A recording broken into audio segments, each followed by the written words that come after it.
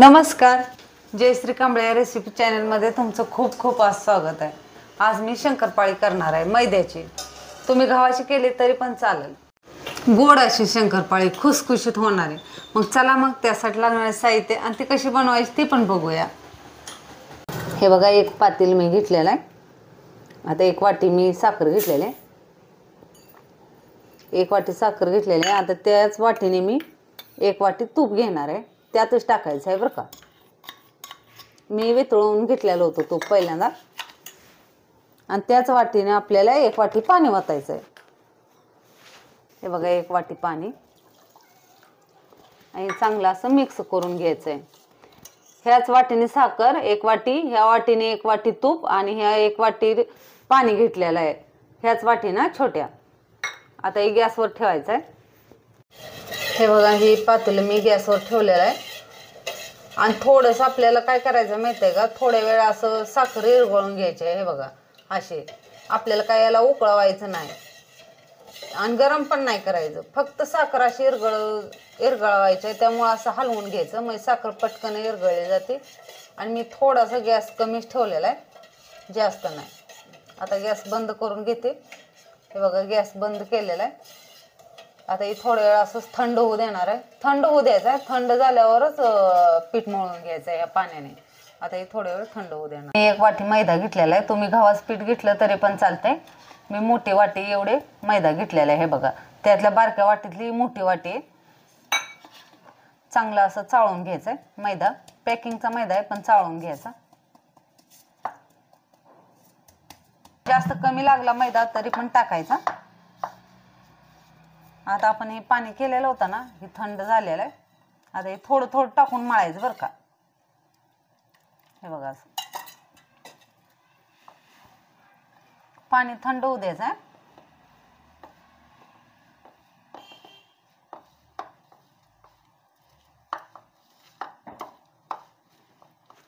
असं मळून घ्यायचं चांगलं।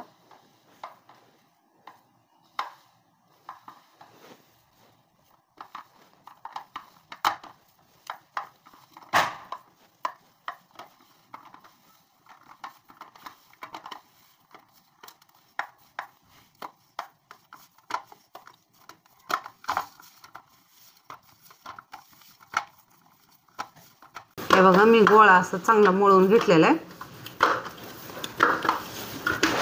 मी अजून जास्त मैदा टाकलेला आहे एक वाटी नंतर ना।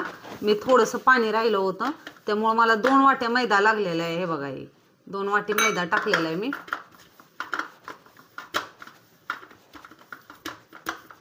मैद्याची क्वांटिटी कमी जास्त होते, जास्त पण लागतो कमी पण लागतो। मला जास्त लागल्यामुळे मी थोडा एक वाटी जास्त मैदा घेतलेला आहे। आता हे 10 मिनिटं झाकून ठेवायचं आहे बाजूला। हे बघा, 10 मिनिटं झालेले आहे ते। मी झाकलं होतं पीठ। आता ही म्हणजे त्याच्यावरची प्लेट काढलेली, 2 भागात हे केलेलं आहे बघा। जास्त याला नाही मळून घ्यायचं बरं का, जास्त मळायचं नाही अजिबात। हे बघा, असं लेअर झाले पाहिजे ते। आता हे लाटून घ्यायचे। हे बघा, लाटून घ्यायचं।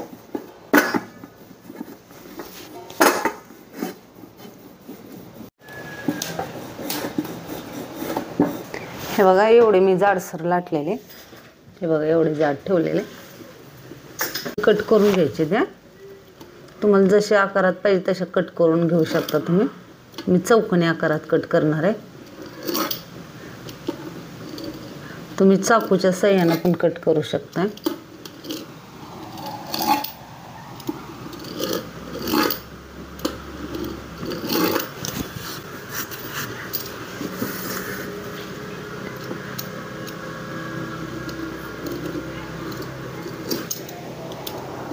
हे बघा, चौकोनी आकार मी दिलेला आहे।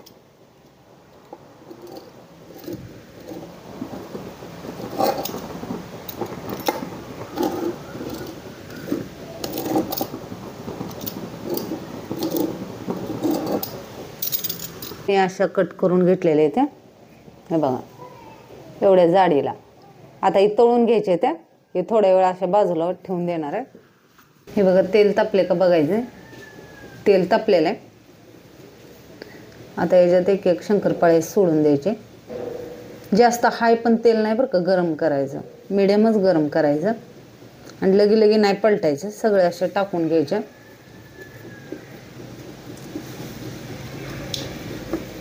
बघा अशा.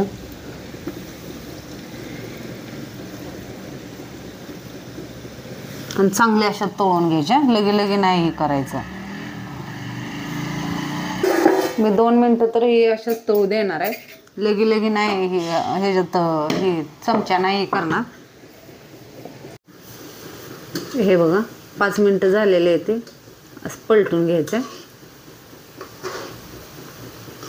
हे बघा असं जास्त त्याला सारखं सारखं पलटायचं नाही,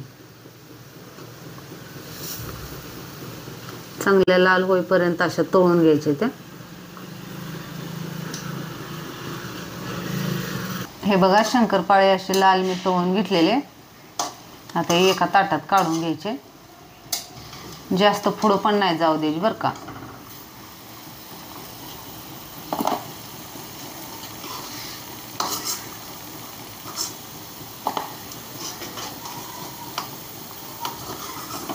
मस्त अशी होती, एकदा करून बघा.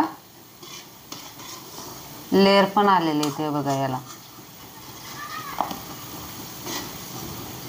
हे बघा किती मस्त असे झाले ते बघा, लेअर असे आलेले दिसते का तुम्हाला. आता एक गरम असल्यामुळं हात लावता येत नाही, थंड झाल्यावर तुम्हाला एक ह्यातली बारीक अशी तोडून दाखवते. मस्त असं झालेले आहे त्या. आणि मी राहिलेले आहेत ना, ही पण लाटून घेतले, कट करून घेतले. आता ही पण तळून घेते. आता ही बाजूला ठेवून देऊया. हे बघा शंकरपाळी तयार आहे.